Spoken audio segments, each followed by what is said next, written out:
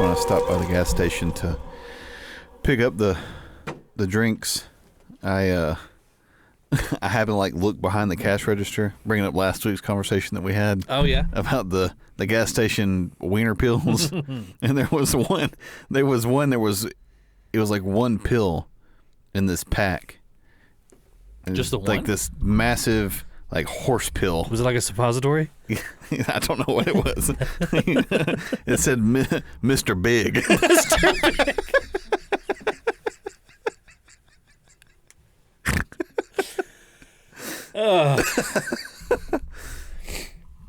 It's a big risk, is what it is. Yeah, exactly. That's ridiculous. You think most of it's probably just like placebo? It's got to be. Yeah. I mean, for one, you only heard of Mr. Big because you saw it in a gas station. Right. It's not like this magic. Yeah. You mean to tell me, if there was a pill that made your dick bigger, right, it wouldn't be sold out all the time? Yeah, exactly. You couldn't get your hands on it. Yeah, you couldn't. It would be only the elite class of the top wealthiest people in the world would have the them all. Illuminati. Yeah, they would have to hire people to walk behind them and heft their dicks along. They'd have them in safety deposit boxes and a Swiss bank account. Yeah, somewhere. It'd be like that movie. What's that movie with Bradley Cooper, where he takes the pills? Limitless. And he gets low on his supply, and then the gangsters are trying to kill him for it. That's exactly how it would be. If they had anything like that actually worked, you wouldn't be able to get your hands on it. That and anything that helped with if you any kind of thing that helped you get your hair back. Right. You know what I mean? Which is amazing that they haven't solved that yet. Yeah, you know would think. They've literally taken a heart out of a pig and stuck it in a person. Yeah. And had that become their heart. No, you don't have pig heart. Yeah, you got a pig heart. But you can't have your own hair again. Yeah. Well, what can you do about this hair that I don't have on top of my head? You're fucked there. We can't help you there. Sorry. You're going to be bald and have a baby dick for the rest of your life, but we got you that pig heart. Just let me die.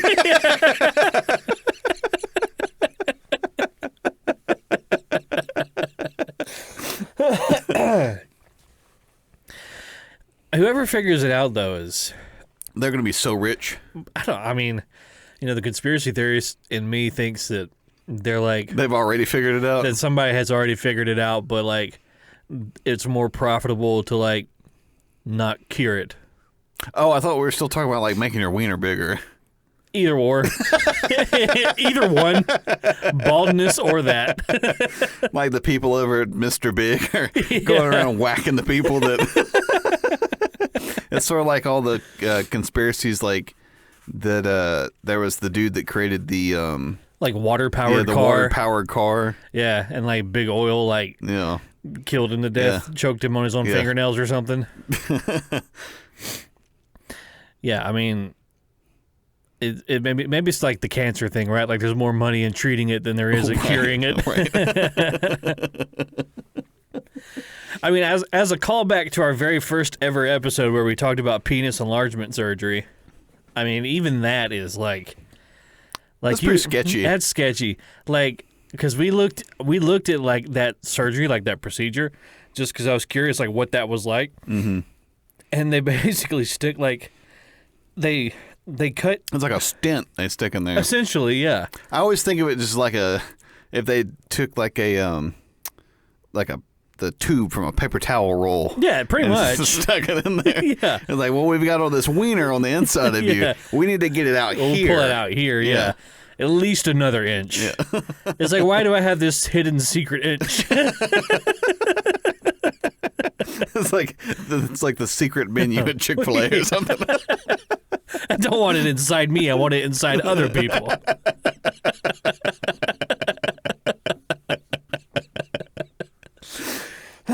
But I would think, though, that your body has already developed the skin that it's going to have for the amount of wiener that you have. That was my right? thought process. Yeah. So they're going to have to take a skin graft from somewhere else. Yeah.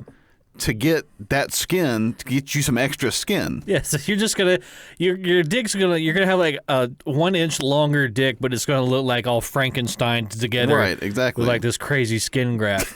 Or they're gonna put like fish scales on it. You know how they do to like burn victims? Like, isn't that crazy? Like, they're like, okay, this person burned themselves, but we can like surgically attach some fish skin to them until it gets better. Right. Like, who thought that up? I don't know how they're coming up with this shit. There's probably someone that's dropping acid. Yeah. And they're like, oh. Yeah, just slice the fish up and stick it on him. I would assume that they're like, a bunch of scientists got together and one was like, oh, we had this, chemical compound, it would help it. And some other guy's like, oh, I'm a salmon doctor and I know that that chemical compound exists on its scales. Right. And they're like, well, fuck, sew it to that guy. I mean, you would think that, but most like medical breakthrough has been by accident. Yeah. And not like I was like penicillin, like the guy just happened to leave the culture out overnight. Yeah, like it had like a moldy orange or some shit. Right. And he was like, "Oh, what is this?" He's like, "Oh, this is penicillin. Penicillin. This is that stuff that guy's body doesn't make." Right, exactly. This orange will make it. He like slaps him in the back of the head. Idiot! That's how you make penicillin. You're gonna let an orange beat you?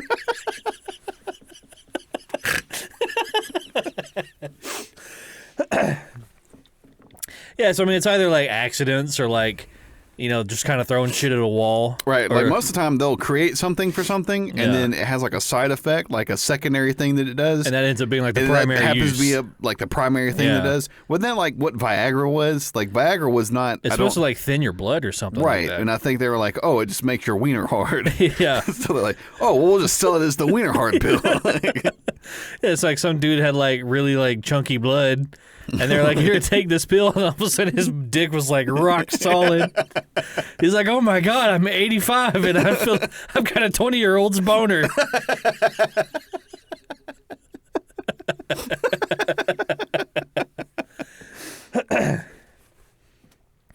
Now I don't regret having that penis enlargement surgery. I can actually use the damn thing. It's crazy to think that there's dudes out there that are like pushing into their 80s and are still like slamming puss. Well, think of like Hugh Hefner. Oh yeah, like that dude was like in his 90s. Yeah, I mean, and like had orgies in his house. Like all these women that he like wouldn't let them leave.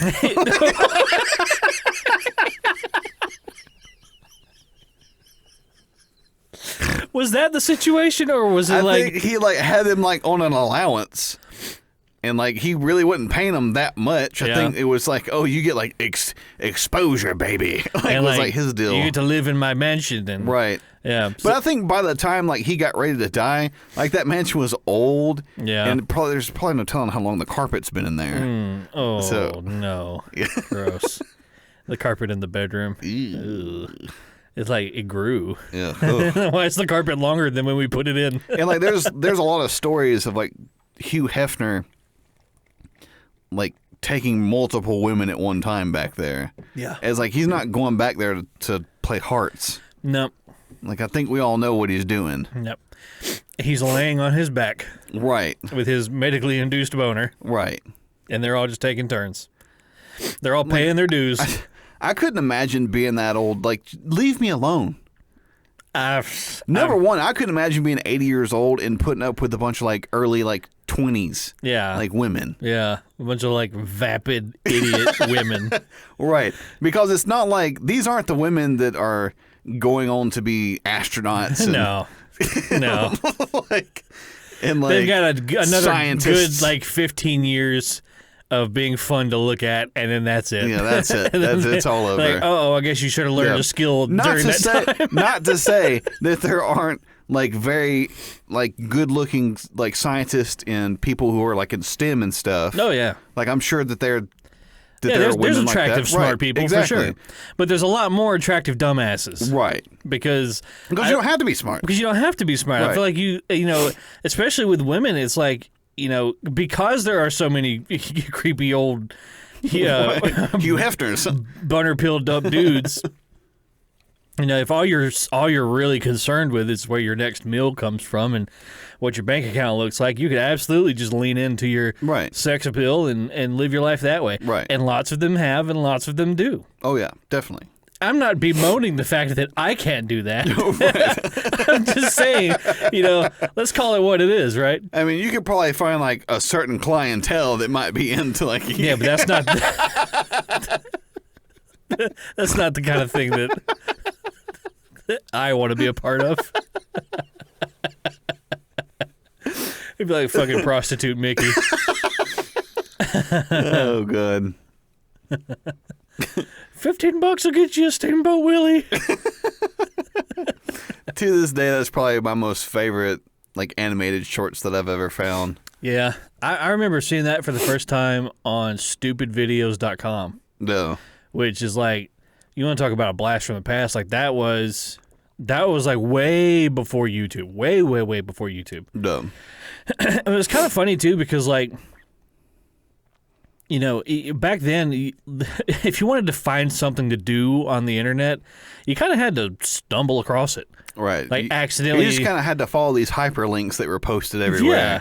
And like, which today you should not do that. Don't do that. Do not do that. Yeah. It was like. They'll either get you a virus, or get you on a watch list very quickly. Yeah. Or both. I remember. Do you remember how we found RuneScape? It was on miniclip.com. Yeah, miniclip, yeah.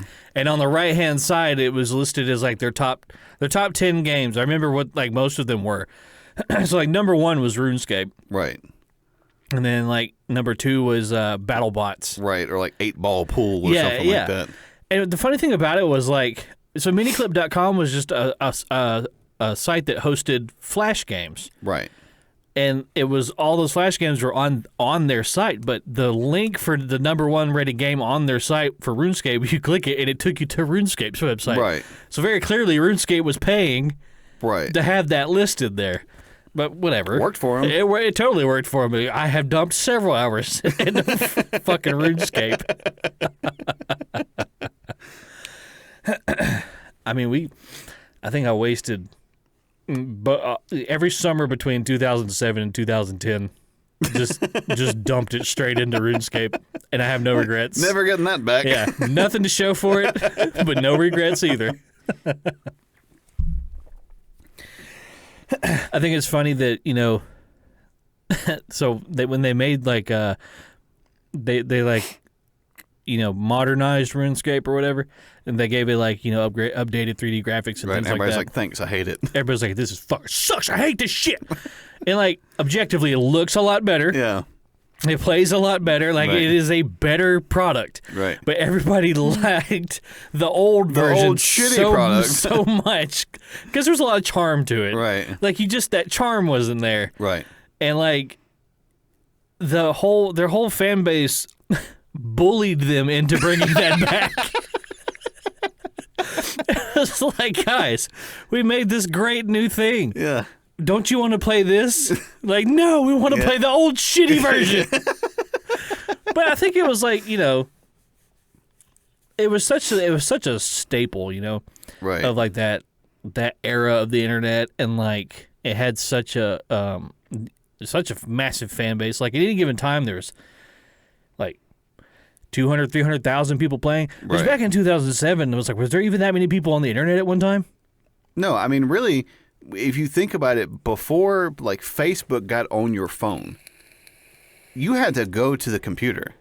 Like if you wanted the computer had its own room. If you wanted to interact with people, you had to go to the computer to do it. Go to the computer. Yeah, room. It wasn't always in your pocket. In my pocket. I wasn't always getting updates and notifications. You weren't attached. I wasn't attached to this fucking thing all the time. Yeah. It used to be you had a little shitty flip phone and you flip it open and it'd play a little stupid fucking song. Yeah. Like it'd have the little store that you could go into, and there's like 10 things you can choose from. Yeah, like a ringtone, right? Galaga, right. And I remember I was so blown away when I found out that I could go and get a song from a band and have it be my ringtone. Yeah. So mine was Paralyzer by. I know what you're talking about. It's not Foo Fighters. Fucking. That's gonna drive me crazy. It's not Theory of a Dead Man. It wasn't Butthole Surfers. It was It wasn't 3 Days Grace. Oh God, there are people screaming right now. Yeah, people listening to this are losing their minds. We can't hear you. Calm down. But so I remember getting that, and I left that as my ringtone for so long. Yeah. Allison was like, ah! Fucking change it. Well, I mean, like, custom ringtones were such a big thing. Like, you know, Finger 11. Finger 11, that's right, yeah. I mean, it was such a big thing, like, when you could do, like a band's song. Right. Or, like, even people, like, make your own ringtones.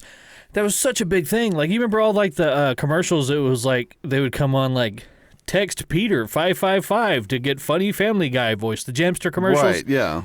And, like, everybody... I'd forgotten about Jamster. Yeah. Everybody had fucking their ringers on. Right. You heard ringtones all the time. Right. And nowadays, vibrate. Right. Because nobody wants to get a phone call anymore. Right. We think we like burnt out on phone calls like in a 5-year period. Right. And we're like, no more of those. Could be, just text me. Right. You could be anywhere, and if somebody's like if their ringtone goes off, you're like, who is it? Who is it? Everybody's like, ew, who's the fucking caveman with their phone not on silent? You fucking Neanderthal. And I remember too, before like smartphones and everything, I kind of liked the charm of there's just these crazy phones. Like you had like the one that like flipped out, like the Sidekick one. Is that what it was called? The Sidekick, it was like a T-Mobile backflip. Yeah, something like that. And then you had like one is like the Juke, and it was this little thin one. It flipped up, and you'd like text on it. And there was like a string of text. There was like one letter going all the way down. That's how you could see it. And there was like one where you could get, I think you had it, where you could listen to an FM radio, and that was kind of cool because nobody else was doing that. And then, you know, everybody had like the Razors. Razors were really cool. You remember the LG Shine? Oh yeah, Dad had one of those. It was marketed as like the best like cell phone camera, and at the time it was, which not necessarily a high bar, right? But I mean, it took good pictures for the time period. For the time period, it took great pictures. Yeah, I had a Sony Ericsson. That was one of my favorite of all time phones. Like texting with T9. I didn't even have to look at my phone. No. I was so good at T9, I didn't even have to look at it. But if you had a Razor, you fucked. Yeah. You didn't fuck if you didn't have a Razor. Exactly. Yeah, but I agree completely. Like, there was a lot of charm and a lot of style, and everybody who was making cell phones was trying to have a gimmick. Like, our phone is the phone that does this. Right. And there was one phone that was like super small. It was like that big. Yeah, it was so tiny. Right. It was super tiny. Yeah. It was like the size of a Starburst. Right. It was this little bitty thing. Yeah, like you could accidentally swallow it. Right. Yeah, I remember that. That was their gimmick for that one. Yeah. Right? Motorola had that one that was indestructible. Oh yeah, and it literally was like there was a guy in band who had one, and we hooked it at a cinder block wall, and it didn't do anything to that phone. We didn't like take it from him and do that. He was like, "Check this out!" I'm threw his phone at the wall. God, could you imagine today if somebody like picked up their brand new like iPhone 14, just like threw it at the wall? Well, yeah, because also phones nowadays are like a car payment. Or like 20 car payments. Like nobody financed a phone back then. No, that wasn't a thing. Yeah, like everybody would look at you like you're fucking. What's wrong with you? What is wrong with you? You financing a phone? It cost $50. Yeah, I do miss those days. Like every phone nowadays is like, which rectangle do you have? Right, exactly. There's just like this, like soulless. Yeah. Just staring into the void. No, yeah. Everybody's got the same rectangle. Just stare at it. Yeah. No charm. No style. No zazz. Right. I even remember when like smartphones first started coming out, and there was still like a lot of charm to some of them. Yeah. Because everybody was trying to do like a different thing. Yeah, like Blackberries. Like Blackberries. A Blackberry was technically a smartphone. That was a smartphone, but that was for the professional. Ah, yes. That was for people who were like using Excel spreadsheet on their phone. Yeah. Right? And then iPhone was like the hipster. Yeah. Like, I have an iPhone. Yeah, I'm better than you. Look how cool I am. Right. I have had an iPhone since 11th grade. So it's been 14 years, something like that. I've had an iPhone. And the reason I keep getting iPhones is because I'm just so familiar with the way that it works. But I remember, like, getting phones before that. It was like, I was, like, brave. I wanted to, like, get a new phone. Like, what, what's the next crazy thing I'm going to get? Right. Like, if the next phone I got was, like, oblonged. Right. And, like, it folded 3 times, and like I would be like, ugh. I don't like anything about this. It's not familiar to me. It doesn't feel safe. Well, I remember because the phone that I used to have was an iPhone, but it was through the company that I worked for. So they pretty much told me you can use this as a personal phone and as the company phone. Like we don't care what you do. Yeah. So I was like, okay, well, there's no reason for me to have a personal phone. I'll just use this phone for making personal calls and everything. So when I left that job and I took the job that I'm at now, I was like, I have to get a new phone. And so I was like, well, I can either go with an Android operating system or I can go with an iPhone. And it was one of those deals, like I think the last Android I had was like an LG smartphone, like when me and Allison first got our phone plan together when we got married, and we just got free phones because we couldn't afford anything. Right? And then, but going from an iPhone to an Android, it was sort of like that again because I was like, I had to relearn everything. Yeah. I know exactly what you mean. Like at my old job, I had a work phone that they gave me, and they're like, well, "This is your work phone." Right.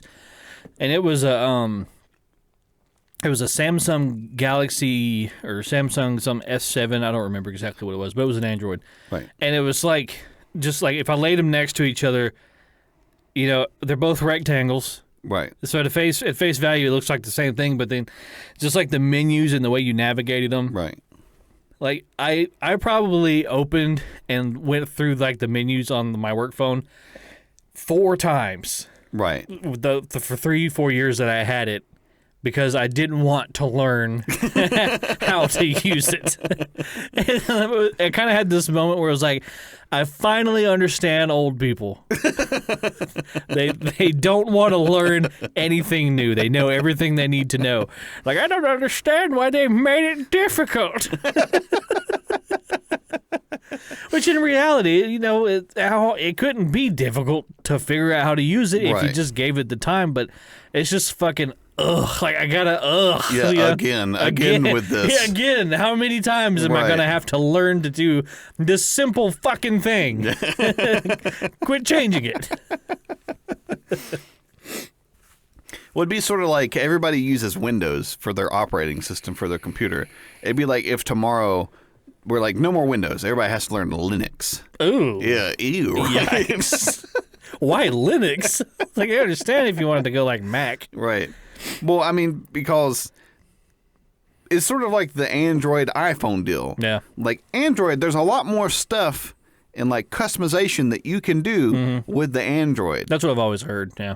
However, it requires you to know the operating system more. Yeah. Like with the iPhone, it's like you can do this, and they kind of like they really guide you very to hand-holdy. Right, it's very hand-holdy. Like, no, we're going over here now. Okay, we'll go back on Facebook again, I guess.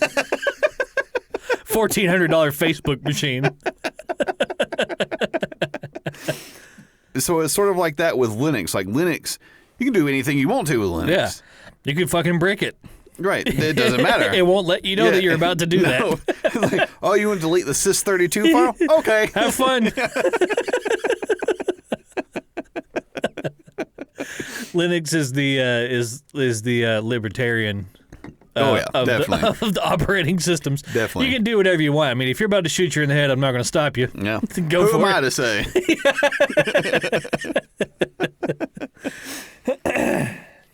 There's like an operating system. There's another operating system that was built by some dude that I think he was like a doomer. A doomer. Yeah. I think he predicted the end of the world. He was like very much into like the second. You're not talking about Temple OS, are you? Temple OS. Yeah, we talked about that guy before. Yeah. Fuck, what was his name? was it David or Randy or something like that. Right, he was like psychotic, right? Oh yeah, he was absolutely Yeah. psychotic. There's a really good Down the Rabbit Hole has a fantastic video about that guy. So he was like textbook like schizophrenic. Right. Like he thought that God was speaking to him through this like operating system that he made. And it was like a 16-bit operating system. Right. And this is like during the time of like Windows Vista. Right. So I mean, like, yeah, he's operating like 40 years behind. Yeah, and wasn't it like he had like a bunch of scripture that he had like put into this operating system? Yeah, and he wrote something that would write new scripture. Oh. And he was like, "Oh, this comes straight from God." When he is the one who programmed it to do that. We talked about him just shouting the N-word at that black guy. Oh yeah.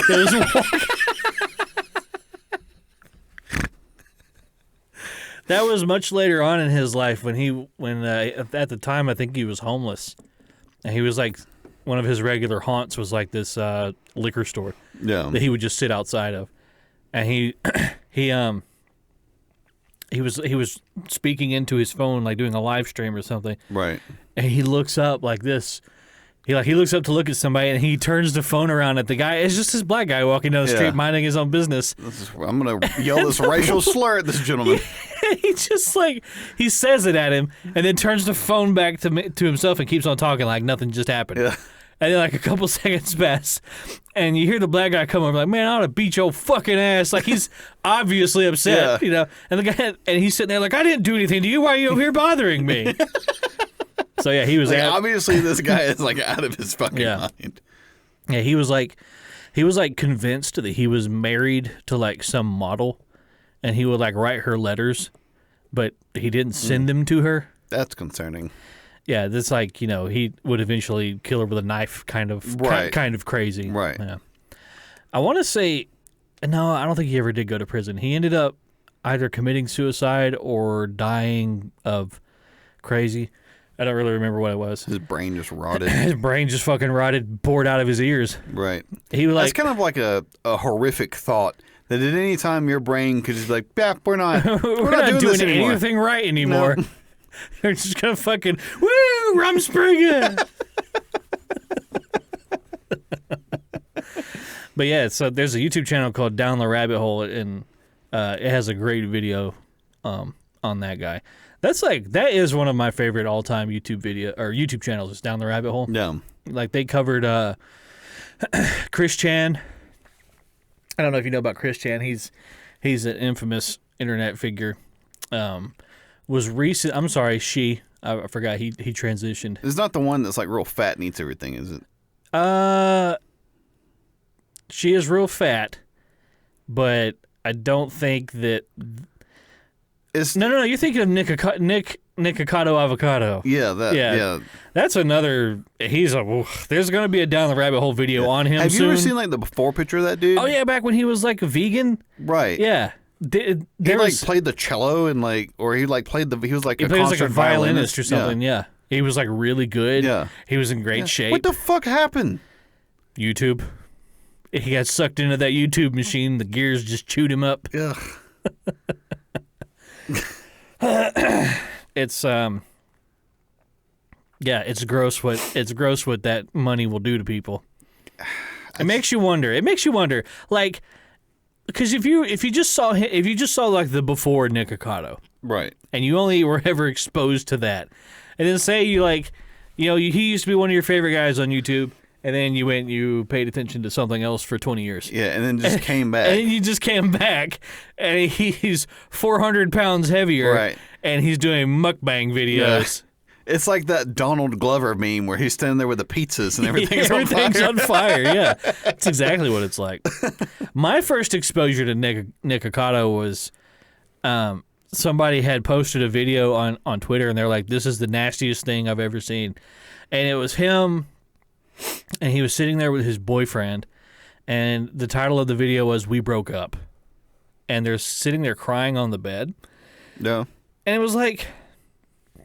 You know, at first I was like, oh, this is really gross to kind of be sharing this private moment. Right. Like, just with internet strangers. Like, right. that's a whole chronically online doing this for clicks. And yeah, it was like, that's gross. But then that's not what they were talking about being gross. He has this huge booger that starts to descend like like Charlotte's Web just out of his nostril. And then he grabs his shirt and he blows his nose into his shirt. And then he goes like this. And he just smushes it into his chest. Now I'm like wide-eyed, like staring at this thing like, oh, dear God. Oh, it's a fucking sideshow. Like, I feel nothing for this person. Fucking sideshow. That's exactly what it is. But, part of me, about Nikocado in particular, and, maybe it's applicable to several different internet figures, but it's like, is it the attention that they get addicted to? Right. And, it's like they're crazy. We pay attention to it. They notice we're paying attention. They act more crazy. Right. They act more crazy. We pay more attention. It's like, is the audience partly to blame? Right, exactly. Like if everybody was to just stop paying attention to this, would it course correct? I don't know. I think at this point with that particular person, I think it can only get worse. I don't think there's any course correction anymore. I think in most instances it can only get worse. Right. So if the audience goes away, he'll just stay at whatever level of awful he's at. But if anybody starts looking again, it just starts boiling over.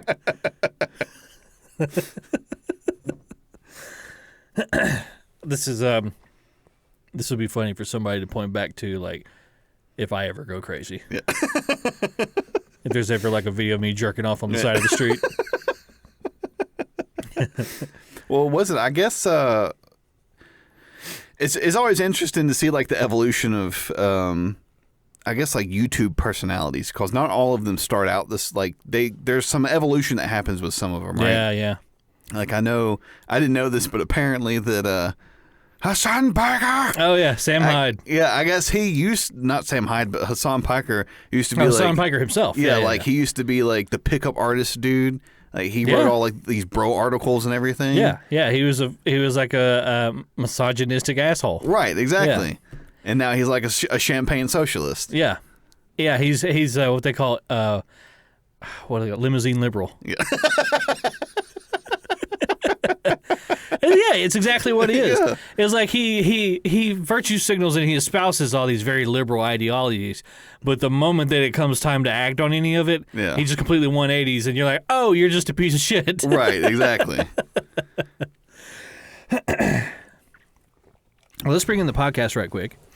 Hello and welcome everybody to the 45th? 45th. 45th. If that's not right, I'll have a robot voice say the right one right here. 45th episode of the Thicc Bois podcast. Do you want to jump into Super Cringe Thursday? Sure. Because I listened to that song today.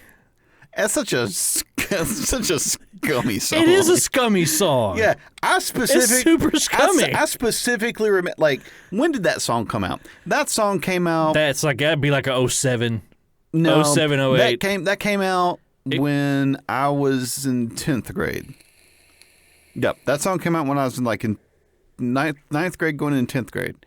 I'm pretty certain. So that'd been like 2006-ish. So somewhere around there, yeah. Somewhere around that time frame.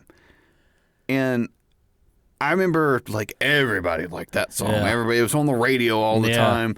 It was on the butt rock stations. It's such it's like I said, it's a butt rock staple. Yeah. Yeah. And so, but I'm not really one to listen to. I don't really give a fuck about lyrics. I don't really care about the lyrics. I'm more concerned with like the music that's happening. Yeah. Like the instrumentals. How does it sound? Is it pleasant to listen to? Right. Yeah. Is it something that I enjoy listening to? Yeah. And then somebody had mentioned, they're like, have you ever like listened to the lyrics to that? And I was like, I don't really pay attention to lyrics. And they're like, go listen to the lyrics. Yeah. This guy is a fucking pig. I was like, this dude's a fucking scumbag.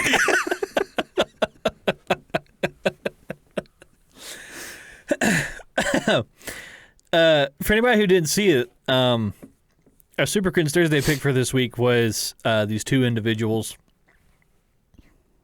who, I mean, I don't know if they decided to film it with the lights off or they can't afford to have them on. They're lip syncing "Lips of an Angel" by Hinder. I think lip syncing is a very generous term for It's what pretty was generous, going on there. And they just look, they look like they are trying to hang on to their youth, and their youth is long gone. Right. Like, it's been gone for some time. For some time. Right. They lived a couple of youths. They're a few generations into this Right. thing called life. It's a man and a woman, and the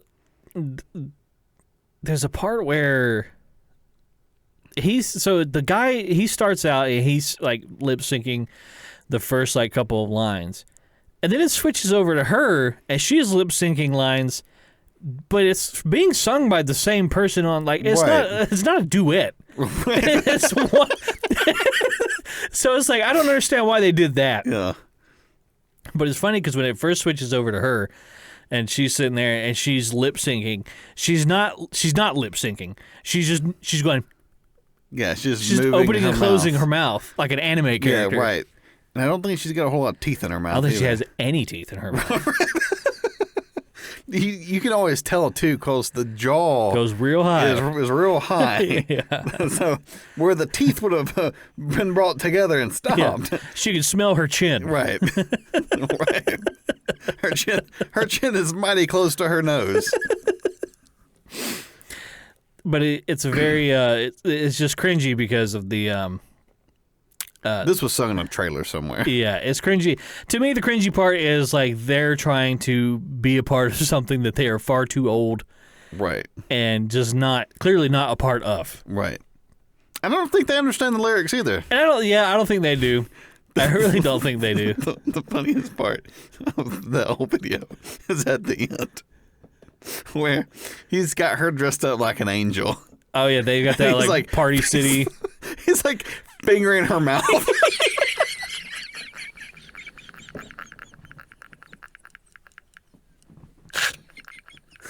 Why does he stick his finger in her mouth? Yeah, he's got like two fingers like all the way in her mouth.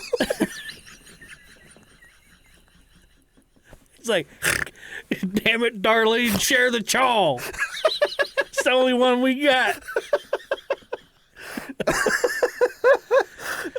I remember I watched that and I was like, did he just stick his fingers in her mouth? And I went back and he sure did. He got him in there too. The song in particular, though, is because ever since we posted that, was I've had it stuck in my head. You know, I just got an earbug, and Right. I couldn't get it out. So today I listened to it. Sometimes that's And the best thing to do, is just go You ahead just and go ahead listen and to it. all the way through. You can be done with it. And yeah, I mean, he's singing. So the opening line is, "Why are you calling me so late? I can't really talk right now. Gotta whisper because it can't be too loud. My girl's in the next room. Sometimes I wish she was you. Right. I guess you both never really moved on."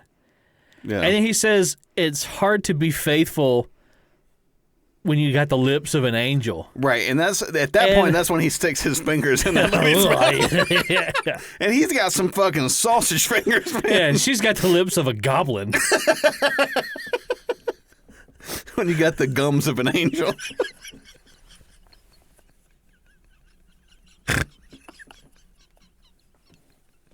Because she ain't got no fucking teeth. I know that much. I watched the video, though. Have you ever seen the music video? Probably a long time ago. Okay, so the dude in the video looks like, it's kind of funny because I watched it today and I was like, He's not a very attractive man. well, he looks like, the dude in the actual music video looks like what the guy in the Super Cringe Thursday video might have looked like 35 time years ago. Right. Yeah. Before the Twinkies and meth. Right.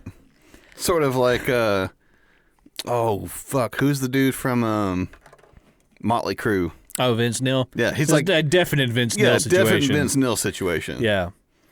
But the guy in the video, he also looks. I mean, it's like the most early 2000s thing you've ever seen. Like just what he's wearing and like the way he looks. Like a chunky leather bracelet. Yeah, that song by Crossfade, where So Cold. Yeah. You're never meant to be so cold. Yeah. There's a guy in that video who has like the douchiest like goatee and mustache thing. Oh, and he's yeah. wearing an independent hat. Oh, and he's singing man. into his mic, but he's holding the mic up like this. Yeah. And like, Does he have a bunch of rings on? yeah. Yeah, I bet Yeah. he's got a bunch of rings on. He's Just probably got like a chain wallet. As fucking butt rock as it gets. Right. But the guy in the video, in the music video, at one point when he starts singing like the bridge or the chorus, whatever you want to call it, he does like this thing. He does like I know you guys can't see me, but he's got like this limp-wristed like he's trying to fly. Go watch the He's video. like pitch and winging it. Yeah, I mean, go watch the video. When he does it, you'll know what I'm talking about. It's the stupidest fucking looking thing I've ever seen. Right. But I know that shit got him laid back in the day. Right. He was standing up on stage doing this. Right. Like he had cerebral palsy or something. And people were throwing their fucking panties up on stage. I mean, Recording with their Razor flip yeah. phones. Well, I mean, fuck. Look at Fred Durst. He did some he's always like doing the hand stuff. Like voodoo magic.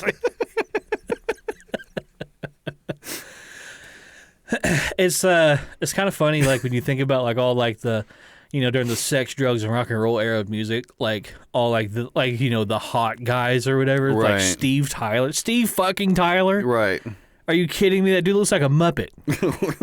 Look, they're not very attractive No. men. And the craziest thing about that is that all the ones that do that, well, back during that time period, like you're talking about like Zeppelin and like way back in the day. Yeah.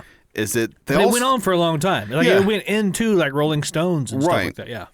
they started dressing like women. Oh yeah. Very effeminate. Yeah. Very, very effeminate. Like what is it like? What's going on? I don't know. Like I don't know what am I supposed to feel when I look at you? Like, I'm just confused and angry. Well, isn't there? Was it like Gene Simmons, like the dude from Kiss? Yeah. There's a story, and I don't know if this is true, but I've heard this been told before. Yeah. That he Is had this like a Marilyn Manson sucked his own dick kind of a thing? he had sex with so many women that he started having sex with men. Just to spice it up? As I've always heard that. I don't know if it's true or not. I might be propagating lies. He's slandering poor Mr. Simmons.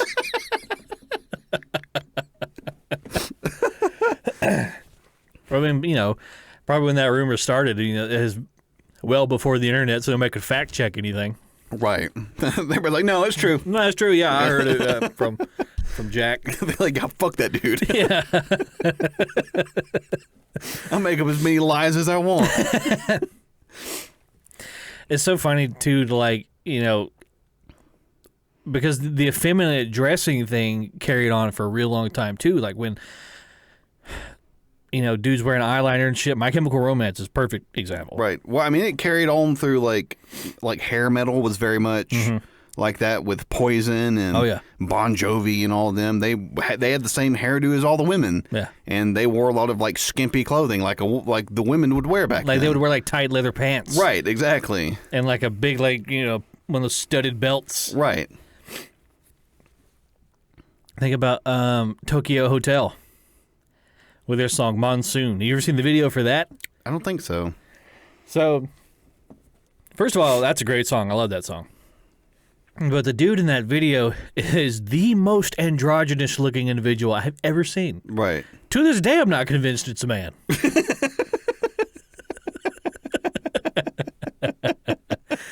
He had like that feathered emo hair Oh yeah. and like really dark eyeliner and like what's that shit they put in their eyelashes? Mascara. Yeah. It looks like a woman. So like, who's the other one? Was it AFI? Like he had like Holy the very, crap, AFI. Yeah. Had like the very like swoopy emo hair. Yeah. And like he wore like a suit and had like real dark eyeliner and everything. and painted his nails black. He just had to stand out. Yeah. Which is funny because because they're all doing the same thing. All doing the exact same thing, yeah. And then, of course, we had people who idolized that and wanted to look like that, went to school. Listen, the whole, like, emo band thing was real big. Yeah.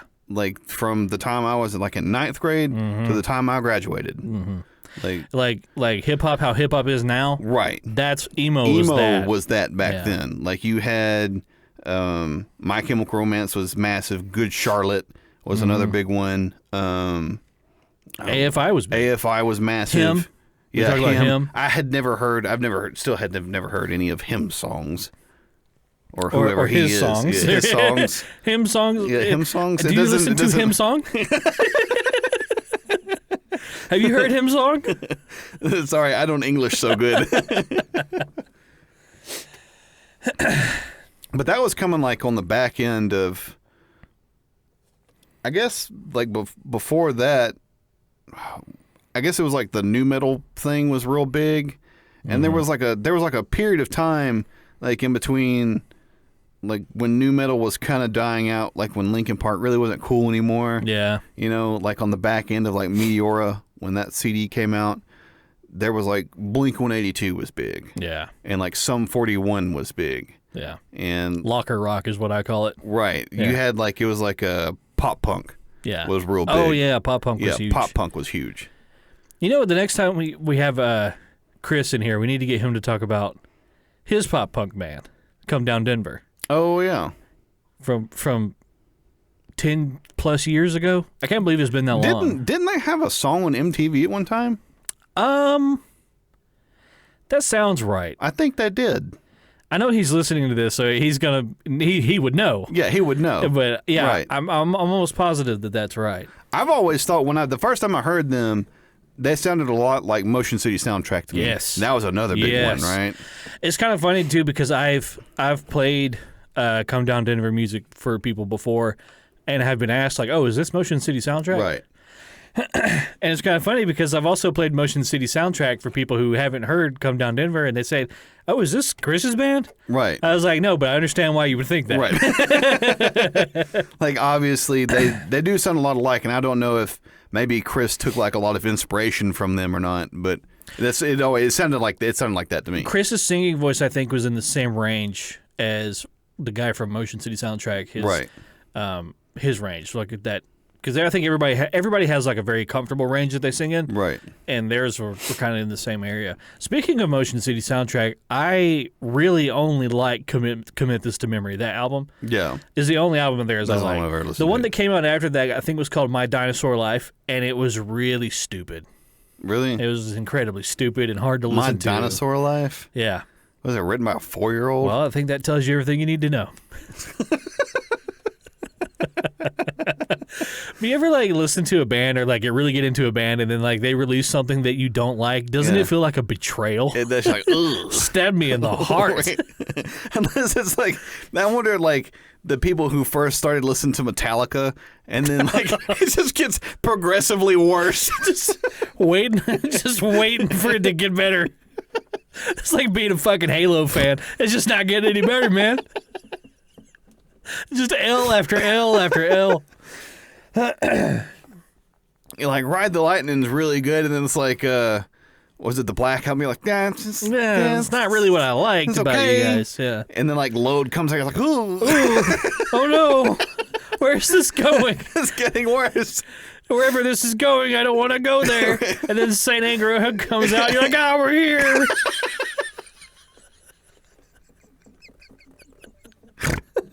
But that fucking, I swear to God, Lars's snare in every single song on Saint Anger. He was fucking fixed on that snare sound. I don't know why nobody said anything to him about it. It's just bong, bong, bong, bong. I remember that because I remember I got that CD. That was like the first Metallica CD I ever got, and I was like, ugh. Yeah, it's not good. Yeah. But it's kind of funny too when like a band, if if a band does something that they don't normally do, and knock it out of the park, you're like, why haven't you been doing this whole time? Right. Like, let me tell you, Five Finger Death Punch needs to be a cover band. Yeah. Because they do fantastic all of covers. their covers, I love. Right. I love every Five Finger Death Punch cover. Like Bad Company, that's a great fantastic. cover. Oh, fuck, what's it? They had another one recently. It's not Zombie, because Bad Wolves did that cover. But that's also another. Oh, Cranberry? The Cranberries? Yeah, the Cranberries, yeah. I can't remember the other Five Finger Death Punch one. But most times, like when you have bands like that could do cover a song, they do a great job. Yeah. I think they do fantastic covers. And it's also cool to kind of see like a a twist on their version of, especially if it's from a different genre. Honestly, I think that Limp Bizkit has done a couple covers I thought were really, really good. Isn't that interesting? Behind Blue Eyes, I thought was a really good cover that they did. I like Disturbed's music anyway, well, most of it, but his cover of Sound of Silence is fantastic. He did a really leagues beyond fucking Simon and Garfunkel. Right. Like, I know people who only ever heard the Disturbed version. Right. And they're like, oh, this is a cover. Let me go listen to the original version. Yeah, they're like, ay, ay, ay. Mamma mia. Mamma mia. Well, it's sort of like, who was it that did the initial soundtrack for Gears of War, where they did, you know what song I'm talking about? Yeah, Mad World. Yeah, Mad World. Who was it that did, that was Gary Jules. Was that Gary That Jules? was Gary Jules. So yeah, Mad World was that's actually a cover of Tears for Fears. Of Tears for Fears. And their version is stupid as hell. I remember the first time I was like, ooh, this is the same song. What is this? Yeah, this is horrible. Yeah, it starts like boop boop boop beep boop boop boop boop boop boop. Yeah, it was really weird synth thing going on. A Land of Confusion by Disturbed. Yeah, is a fantastic. Whatever era that was they were in with 10,000 Fists, I wish they would have stayed right there. Right. Because that was when I think they hit their stride, and you're like, okay, this is where this band that's a really good go. CD. That whole album's fantastic. Yeah, fantastic album. Yeah. I feel the same way about Slipknot. Like I don't their older stuff it's okay. Yeah. Like I've heard their new CD is not really that great, but I don't think they're ever going to top Iowa. Iowa's is the best one, but when I first picked them up and started to really listen to them was when it had Vermilion and Before I Forget and is that Vermilion Part 1? Part 2 maybe. Part 2? Yeah. For me, that CD, because that had so many like iconic songs Did on it. that have Pulse of the Maggots on it? Yeah. Because that's a good song. Yeah. Like it had Before I Forget, Pulse of the Maggots. They were really creative in that album. They did a lot of like sampling and like sound effects and stuff. Right. For me, that album was hands down my most favorite Slipknot album. I think one of their newer songs, Devil and I, that's a really good song. That's a good one too. Yeah. I mean, they always usually have like at least one song on a CD. I'm like, wow, I really like that song. They know what their sound is. Right. They've never really faltered or fallen away from that at all. Like, I like Iowa the most. It's definitely a lot more angry and angsty than like Well, I mean, the you rest think of their stuff. But they were younger when they wrote that, though. Yeah, it's like we said. Those T levels come down, and the music's not quite as angry as it used to be. But like Disaster Piece, the opening line is, "I want to slit your throat and fuck the wound." Right. Nobody makes music like that anymore. The classics.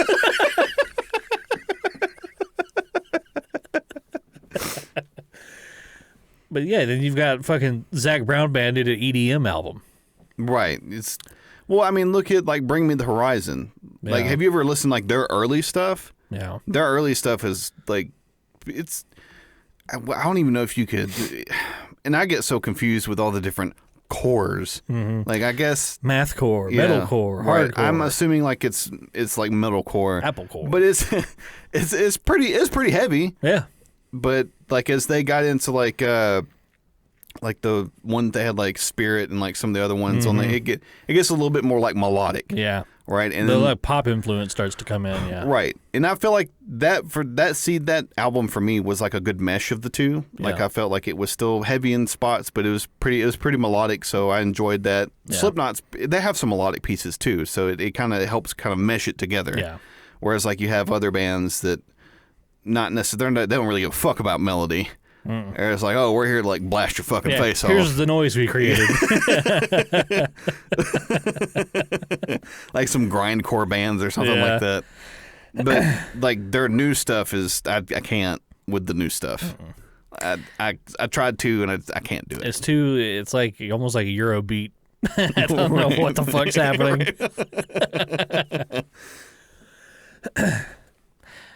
Well, let's talk about our Super Creepy Friday post. So that video is actually a bit of an older video. It's a classic as far as like creepy stuff goes. So it's from a YouTube channel called Local 58, and I don't know if this is like one guy that makes this stuff, or if it's like a team of people or whatever. But whoever's doing it, I wish you would keep doing it, because some of the stuff that they made is like really good horror. Like, and my favorite thing about that channel is they just kind of have these ideas, and they just make a video with the idea, and then they move on to the next thing. Right. There's not really so much of like recurring themes. They don't get like stuck on like this, path or whatever. Right. It's like, wouldn't it be scary if this? Yeah. And then they make that. Right. So this one that we posted, for those of you who didn't see it, it's just like dash cam footage of of somebody driving in the rain, and they set a destination on their GPS. And it starts out like, you're just kind of like watching, like, okay, why am I watching just somebody drive? And then the GPS is saying things like, in 3 miles, turn right, blah, blah, blah. And then it was like, in 3 miles, turn right onto unnamed access road. Right. And you're like, ooh, a GPS wouldn't tell you to do that. Right. Well, it kind of starts out, it goes rerouting traffic ahead, and there's like no traffic. There's no traffic ahead, right. Yeah. And eventually, like, it shows the dash cam footage like going down. Yeah, like, the dash cam footage is like cutting in and out. It's like cutting in and out, yeah. So it does a great job of building tension. Right. And it's raining. Yeah, and putting you like uneasy. uneasy, right. Yeah. And it, the footage eventually cuts to like him driving like up this like windy like wooded road, right, which is very uncomfortable. Right. It's just so uncomfortable. Right. And everything's in black and white. Everything's in black and white. To me, the scariest part when I first watched it was the scariest part, but the creepiest part was when it said in 300 feet, turn off your headlights. Right. And you're like, oh, hey, don't like that. Like, I just felt it like from the top of my head, like down to my toes. Wash over shivers, you. Like, oh, no. And you're like, why the fuck is this guy doing this? Like, if my GPS was like, drive down this unlit road and turn your headlights off, I would huck that fucking GPS out the window and go home. So he drives down like this dirt road, and then he stops and he turns the headlights off. So now it's completely dark. Right. And there's like several moments of like quiet. Right. And that's just building and building and building. You're like, okay, when's the thing gonna happen? Yeah. And then you hear like this monster roar sound or whatever, and the guy cuts his headlights back on, and now the camera cuts again, and he's trying to get back down the road. Right. And his GPS is saying, make a U-turn, make a U-turn. Your destination is behind you. And like you hear this thing like chasing the guy. And then it starts going, you will arrive in 300 feet. Your destination will arrive in 250 feet. Your destination will arrive in 100 feet. And so it's like, oh, fuck, it's getting closer. And then it's like, you have arrived. And then like he crashes the car or whatever. So the thing that I like so much about it is it's such good horror. Right. Because it's very naturally builds up to, the climax of the thing, and like it doesn't answer any questions. Right. No question. It leaves you with those questions. Right. You want to know, what was the monster? Who was this guy? What anything? Right. Because that would give you comfort. Right. You're looking for comfort. Comfort me. But we're not going to give it to you. We're not giving that to you. Right. Like, you're going to be scared. Go to bed.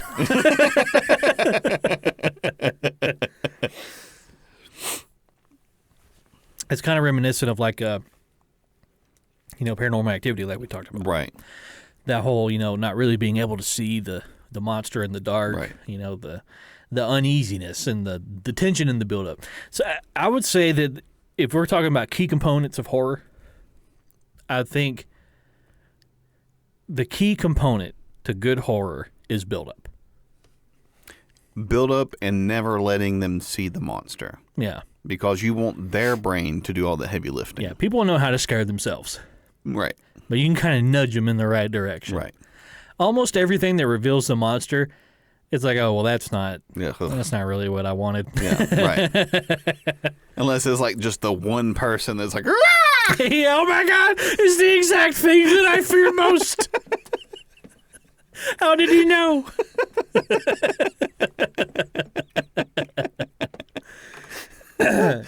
Wouldn't that be horrifying if that's what it was? Yeah, exactly. Well, yeah. Like, I don't know but I feel like you're taking a big swing there. Yeah, like this. A lot of people aren't going to like this, but one guy is going to wind up in the fucking nut house after watching this movie.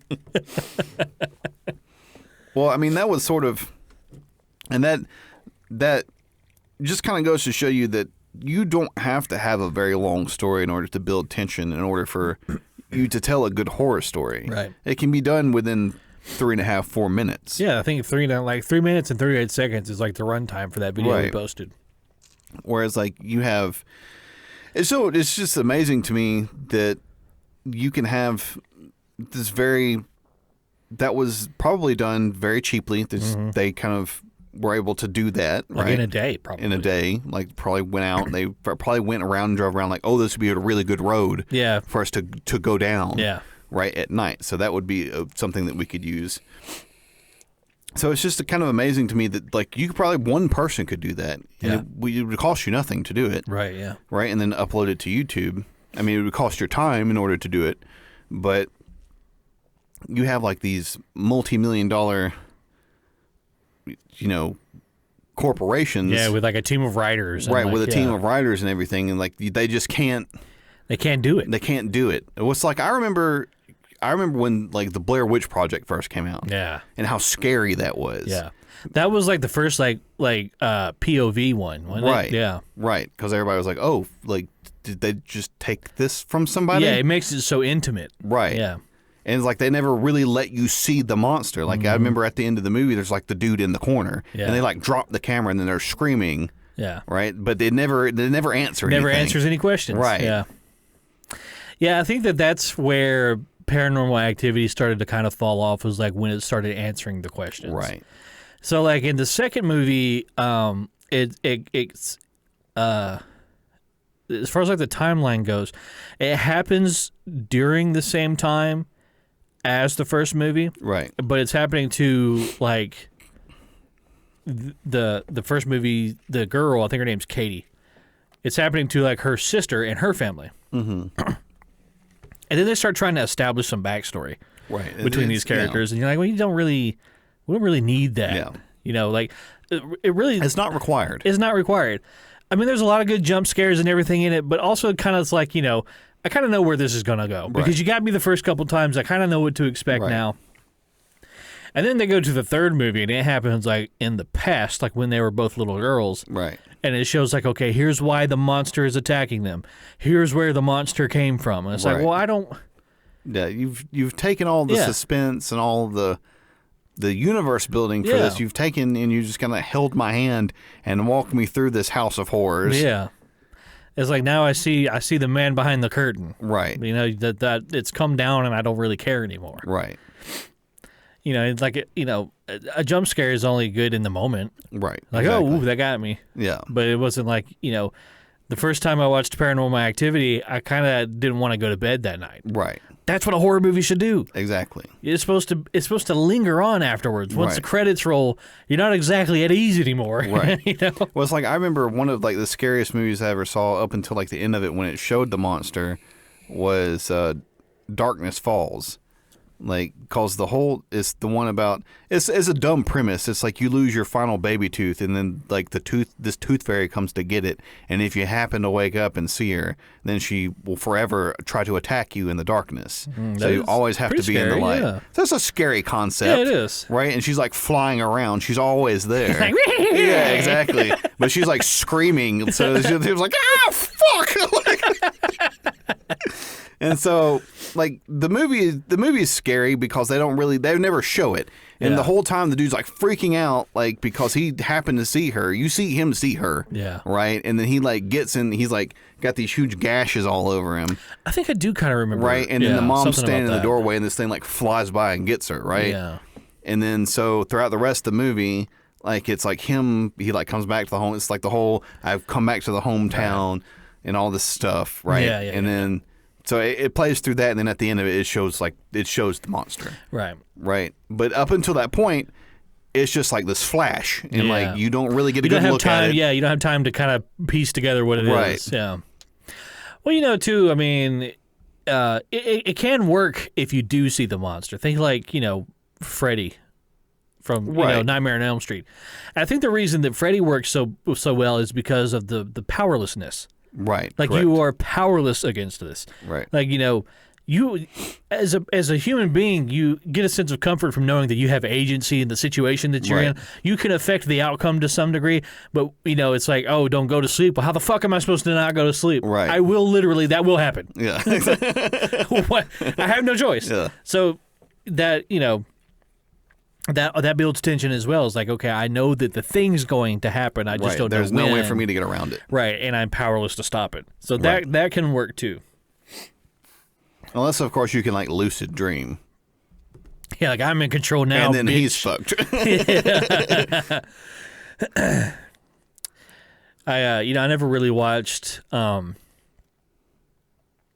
the Jason movies. And that was really never something I was the Mike Myers movies. No. Or Michael Myers. I always mess that up. Mike Myers is like whichever Shrek. one, whichever one isn't Austin Powers. He like comes out with it. I was like, "What are you doing in my swamp?" Donkey. Violently hack somebody apart. They well, speaking of that kind of thing, did you see that they're making a horror movie of Winnie the Pooh? No. I guess Winnie the Pooh recently hit public domain. Like the copyright is up, so now people can use it. I'm surprised Disney didn't try to fucking. They usually. That's the surprising thing. That makes me wonder. Like Mickey Mouse's days are fucking numbered. Yeah. And when that happens, all bets are off. I think that's going to revive cinema. Yeah. When people can start fucking with Disney. But they're doing the same thing with the Grinch. They're making a Grinch horror movie. I did see that. Called The Mean One. No. And they're making a movie about Cocaine Bear. Oh, they are? It's called Cocaine Bear. Oh, boy. I'm excited. Pablo Escobar. Pablo Escobar. They should have just called it Apex and been done with it. I don't know. I kind of like Cocaine Bear. It kind of reminds me of like, Thanksgiving. Like those really just kind of cheesy movies, but they're fun to watch. Right. Cocaine Bear is going to be a fun watch. And, I do kind of miss like the early days of like Netflix on demand. Like when Netflix was still primarily like a order your movies and have them sent to you service. Yeah. Because they put all the shit that they didn't really want to like have to like send out to people on the Netflix on demand. Yeah. They're like, it's just like a free service. You can use it if you want. Yeah, like if you ever used Crackle, it was essentially Crackle. Right. So like you could get on there like that. A lot of people, that's how they found like Human Centipede. Thanksgiving was on there. There was like all these like great like B-rated horror films on there. Like fantastic. Awesome movies. Right. There was like another one. It was called like Rampage. Do you remember that one? Yeah. Yeah. They made 3 of those. They made 3 of them? They made 3 of those. Why? Because the first one got like a cult following. Yeah. And then they're like, oh, well, we can capitalize on this. Like Sharknado. You know what's funny? Somebody had the balls. The fucking balls. It was like to go like up to somebody with money and say, hey, I got your $1 million idea right here. How tornadoes are scary? Right. You know how sharks are scary? What if a tornado was fucking full of sharks? No. See, I don't think that's probably how it went. I think there was probably like this very like eccentric, like probably like dude that owns maybe like 5 or 6 Taco Bells or something. You're like a Tommy Wiseau situation. Right. And he's got a little bit of money, right? So he's probably got like $5 million like in the bank just sitting around. Yeah. And he's like, you know what? I've always wanted to make a movie about sharks in a tornado. Ever since I had that dream as a kid. Right. Exactly. About Sharknado. Maybe just like the ridiculousness of that was what sold it. I mean, it has to be. It has to be, right? Right. Because it's not something that, like, you know, coming this summer. Don't miss out on Sharknado. But at least somebody's being creative. Right. That's creative. I can at least, like, respect the fact that you took a chance. Yeah. It's not another fucking remake of a Disney movie. Exactly. It's a movie about sharks and a tornado. Right. Not everything has to be, like, a blockbuster. No. Not everything has to be that way. No. Not everything even... It doesn't even have to be good, as long as it's entertaining. Exactly. Exactly. Well, I just feel like it's sort of the same way with cinemas, the same way they do like music now, where they do a lot of it's very formulaic. They do this thing where they say, well, we know that this works, so we got to put this in here. We got to check off all these boxes. Right. It's sort of like with all the Marvel movies. Yeah. Where it's like, pause for a comedic break. Mm-hmm. And then we'll move on to the next part of the story. Yeah. And then pause for a comedic break. Yeah, I feel like that is really obvious if you watch the Thor movies in particular. Yeah. Like, I haven't seen the newest one, Love and Thunder. I haven't watched anything past Endgame. Yeah. And from what for me, that's sort of like where it ends. Yeah, and from what I've seen, I'm like, that was the right move. Right. The new Spider-Man movie I thought was really good. Well, yeah, the new Spider-Man movie was actually really good, but I feel like I'm partial to I Spider-Man. was really only interested in that because of Tobey Maguire. Right. Let's be honest. I wanted to see Tobey again. Which, by the way, he stole the fucking show. Stole the fucking show. Stole the show. And I you know, I could gush about that movie all day long because I think they nailed it as far as like, you know, the times in their lives that each Spider-Man represented. Right. Where Tobey was like this much more like seasoned. Yeah, he's like I'd the elder seen it statesman. All. Yeah. Right. And then like, you know, I almost said Peter Dinklage. The Tom Holland Spider-Man was... They could have done a fucking Peter Dinklage. We're like talking about multiverses. Right. Why couldn't there be a Peter Dinklage Why? Spider-Man? Yeah, he was like, you know, really cocky, like new to the whole thing. He, like, you know, he really relied on technology and But I do like what they did with that. But with the Thor movies, like the first Thor movie was super serious. Yeah. It's so serious. Like there's like a couple of jokes in there, like a little bit of brevity. Yeah. But it's so just like and the fucking Dutch angles, like holy crap, like can we get a straight shot, please? Right. Like it's Dutch angles the movie. I just feel like once they did like Thor Ragnarok, which I like. I thought that was a pretty good one. I thought it wasn't too bad. Yeah. What was the one after that one? So after Ragnarok is Love and Thunder. As far as Thor movies go. Okay. Yeah. So, but from what I've heard about Love and Thunder, is like everything is a comedic break. Exactly. Yeah. So Ragnarok definitely leaned in more to the comedy. Right. And Thor kind of went from being like this honorable, cocky warrior who doesn't really fit in to being like just this fucking goof. Right. And it's not natural at all. No. Because you go from Thor and then Thor the Dark World, which nobody remembers, that was the second movie. Yeah, you don't remember it, do you?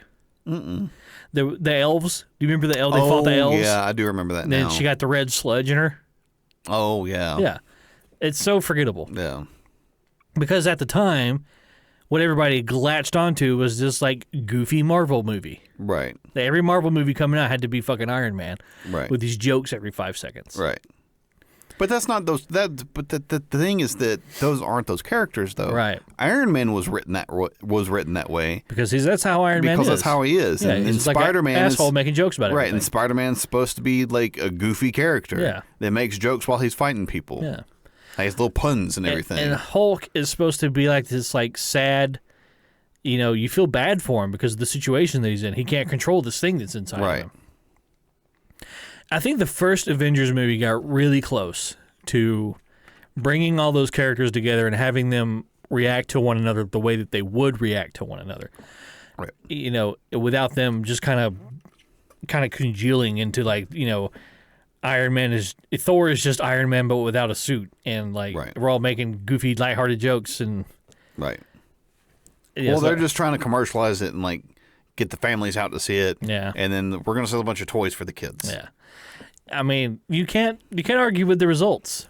I mean, obviously it works. It right? obviously works. They stick it in Fortnite, and They stick everything in Fortnite. Fucking Rick and Morty in Fortnite. Really? Master Chief is in Fortnite. Oh God. Yeah. Quit touching my stuff. These are my things.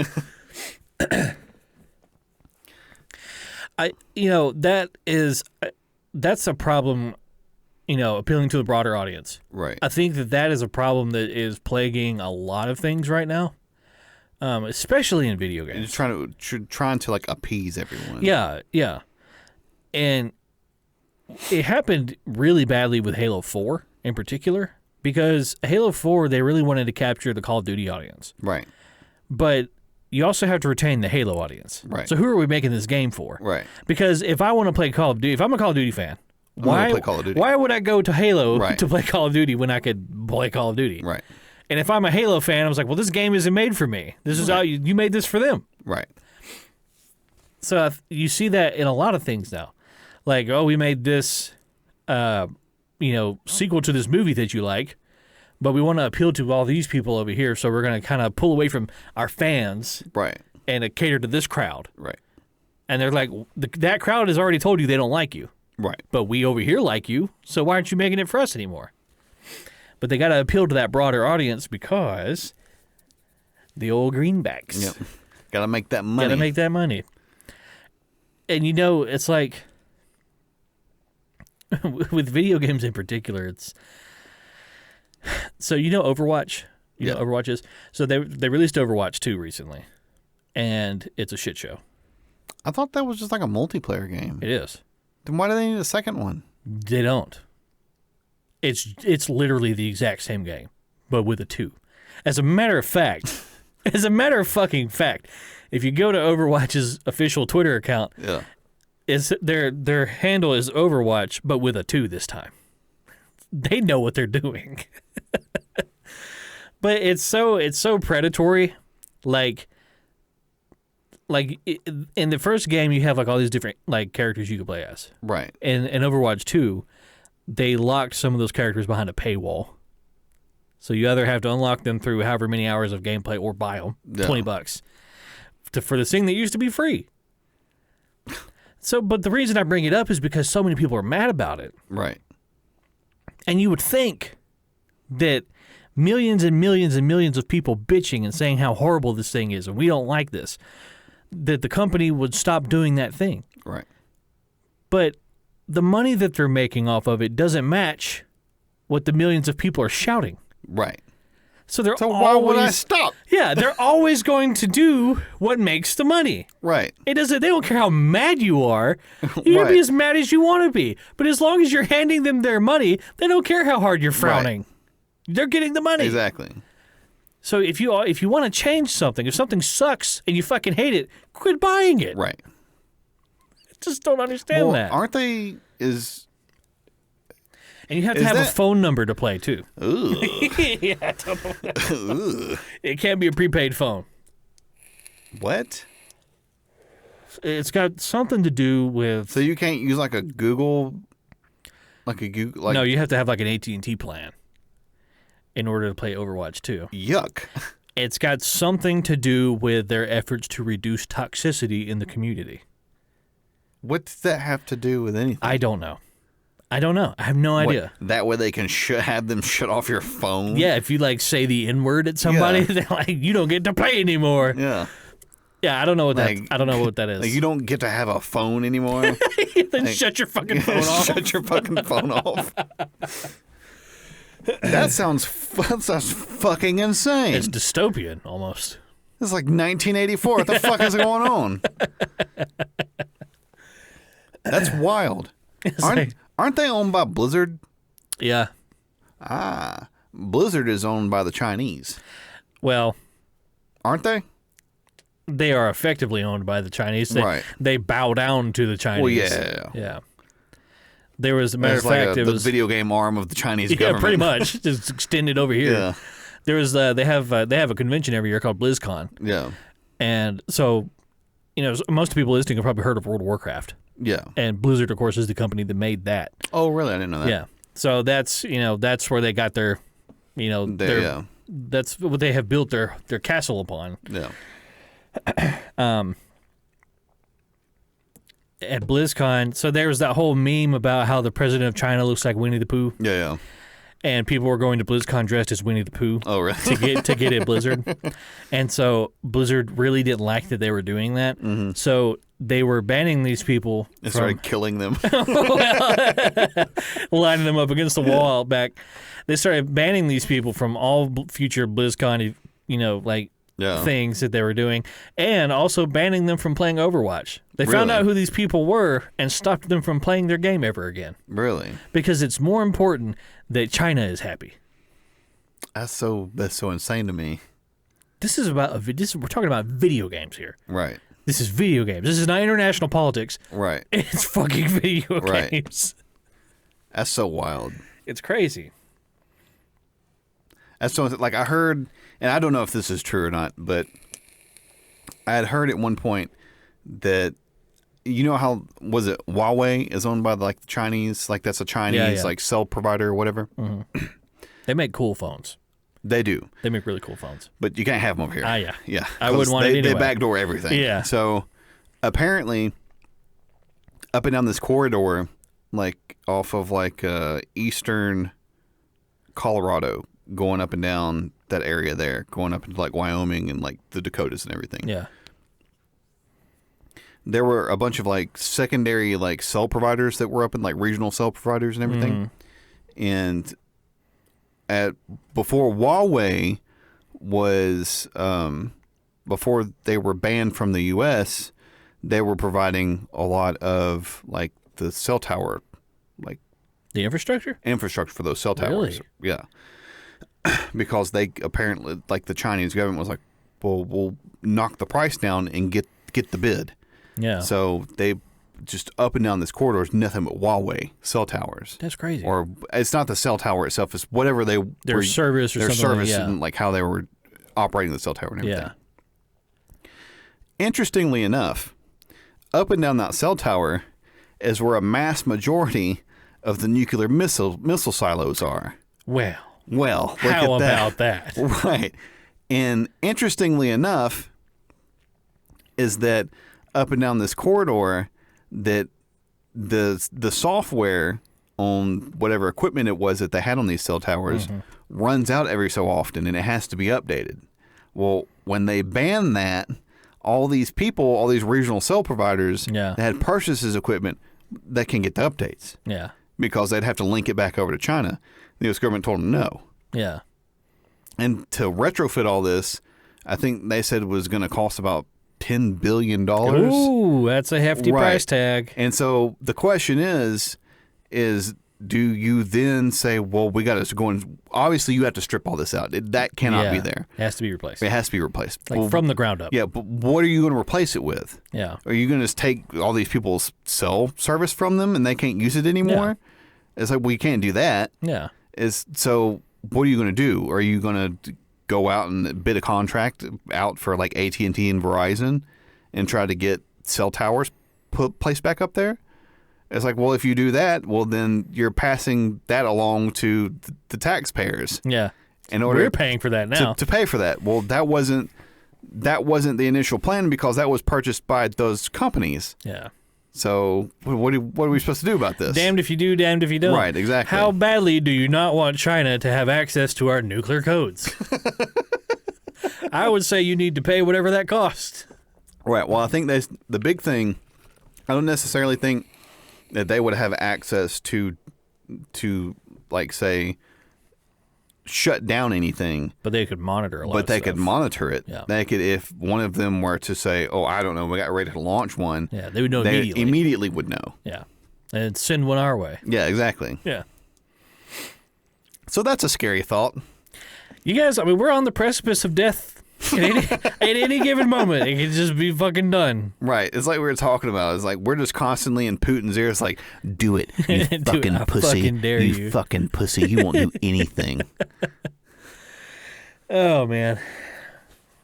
We just have a bunch of fucking insane people running the world. running these countries. Yeah. just fucking strapping us all to bombs. Right. This fucking, we got a clown show.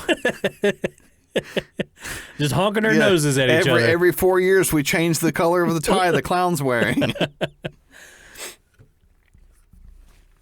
One of the craziest things to me about like just kind of the age that we live in is how dependent and, well, how should I say this? How vulnerable our infrastructure is. Oh, yeah. Because everything is reliant on the internet to work and operate. I got to sneeze about it. I can't tell if it's going to come or not.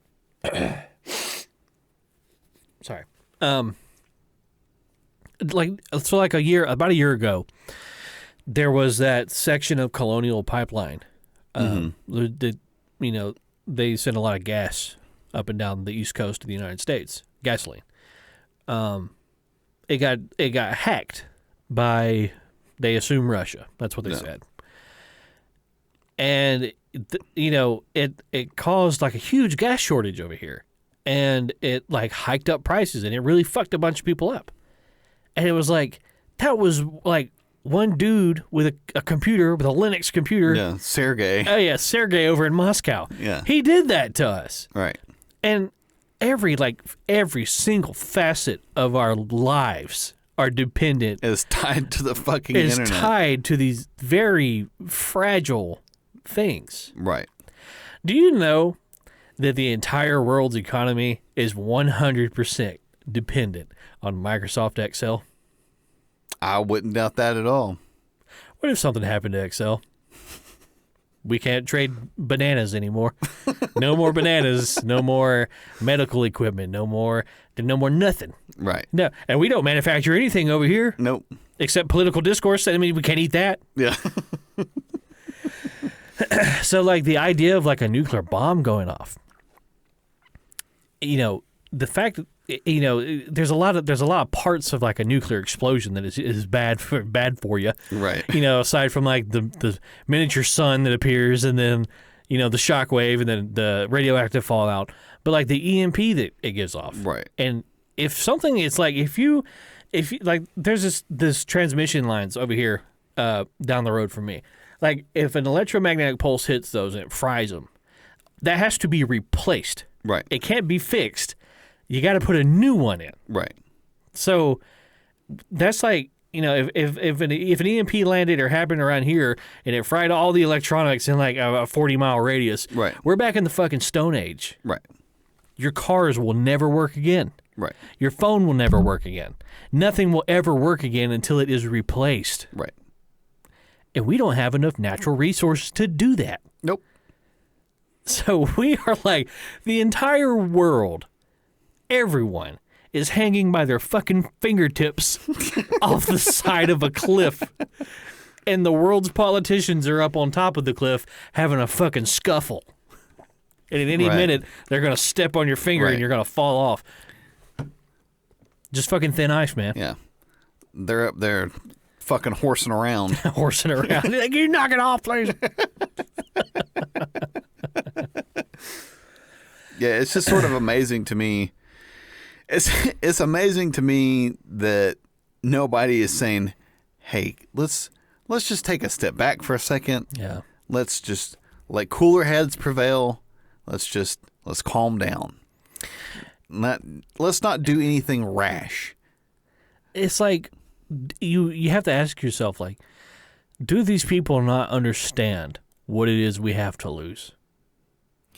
I used to think. I mean, we as humanity. Yeah, I used to think that it was like there was like an agreed upon thing where everybody's like, listen, we cannot start a nuclear war because if we start a nuclear war, everyone is going to die. Yeah, like everyone. Everyone. The people who are living in metal boxes underneath the ground can probably survive a couple of months. Right. But they're not. Then they're going to die. And then they're going to die. Right. Of starvation or sepsis or something. But the older I get and the more just I know people, the less faith I have in that. Yeah.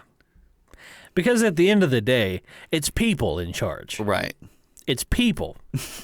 You know how people are. Right. I see them every day. They're awful. Right. Awful people. And they're running this thing. Right. Well, I mean, you see those awful people. Yeah. And then you see all the other awful people who put out all of our movies and everything. Yeah. And they're awful people too. And all those awful people go to an awful island and fuck children. And do awful things. Just fucking... Sometimes I wish COVID won.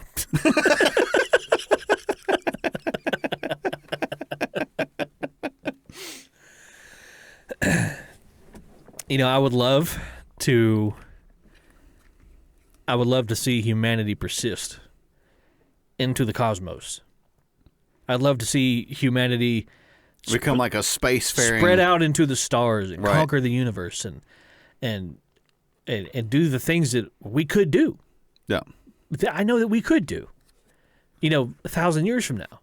Right. Or, at the rate of which technology goes, about 100 years from now. It just depends. But at the end of the day, we're just a bunch of hairless apes trying to figure out the best and fastest way to get rid of more hairless apes. We used to kill each other with sticks, and then we moved on to rocks, and then we made sticks that fly, and those sticks had rocks on the end of them. Right. And then we found these rocks that explode, and we used those rocks to explode and shoot rocks faster at these monkeys, and oh no, they're shooting rocks at us. Well, now we're going to blow them up. Right. Now we're going to vaporize them. So, no, it's not going to happen. We're all going to die right here. Yeah. Horrible deaths right here. Right. Well, it's sort of like, was it a few years ago when they launched this mining tool? Oh, yeah. Rods from God. Into the atmosphere. And they were like, oh, it's this massive, 10,000-foot tungsten rod. Yeah.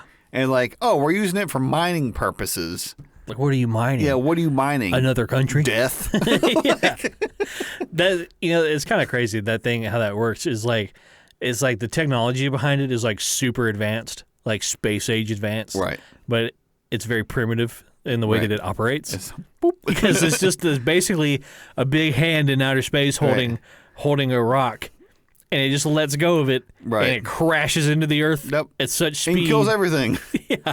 It's essentially a nuclear bomb, but with no radioactive fallout. Right. I mean, imagine if they dropped one of those on the Yellowstone caldera. We'd all die. We'd all die. I watched so many videos about that thing, if it blows up. Yeah. Because I had this irrational fear of volcanoes. And they were talking about At what point is it just diminishing returns? She's I just don't care anymore. Yeah, that's the least worst thing that can happen.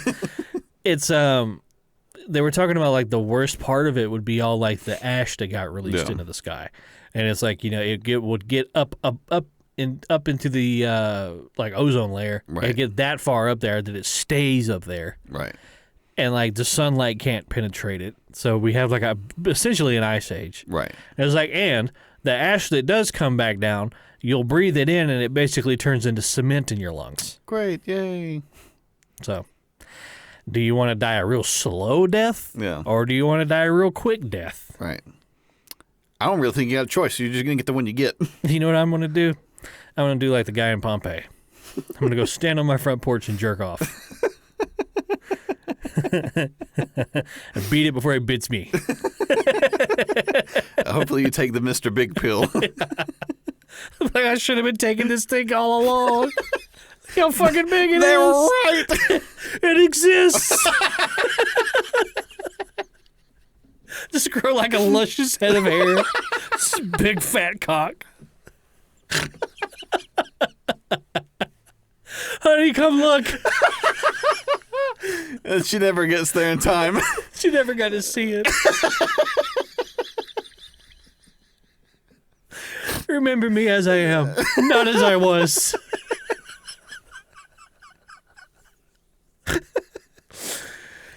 Oh, God. Well, I think that's about all we got time for today, everybody. Just want to say thank you again for all the continued support. Thank you so much for listening. I do want to give a quick heads up. I think we will have...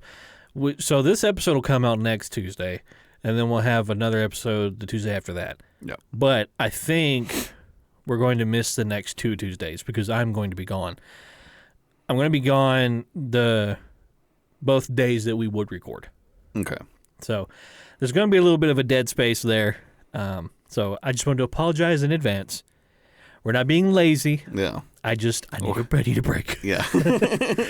I'm going to be over in Italy. There you go. Over near Pompeii. It's kind of funny. We were like, we were planning like what we're going to do while we're over there. Yeah. And they have like these day trips and things you can do.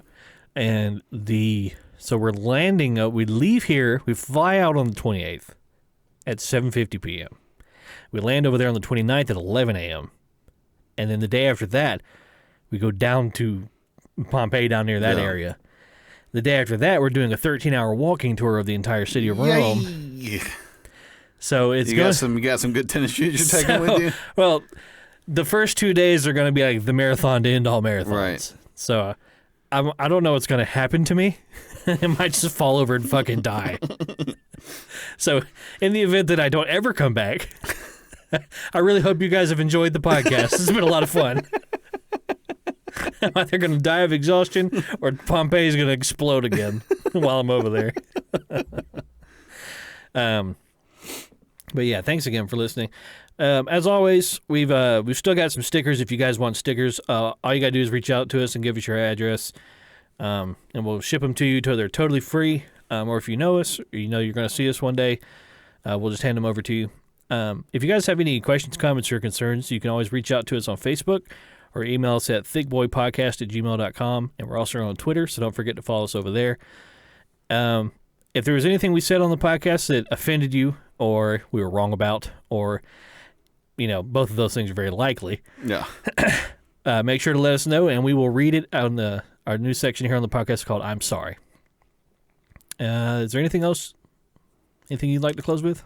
Nope. As always, just thank you for the continued support. We really do appreciate it. Always remember to leave a like, a rating, or a review on your preferred podcast platform. Absolutely. It really does help expose us to more people. It really does help. It really does help. Like we keep saying that, but like it's like I notice traction like when we have more engagement from the audience. Yeah. Like I notice that we get more downloads. Right. Like the weeks following or whatever. So it does help. Us saying that isn't not helping. Yeah. But by going out and doing it, it does help the podcast, and we really do appreciate all the support that we've gotten so far. Yeah, the people who have done reviews and things like that. Yes, so thank you. Thank you so much. It really does help, so we really do appreciate it. Awesome. All right, well, that's the podcast. Thank you and goodbye. Bye-bye.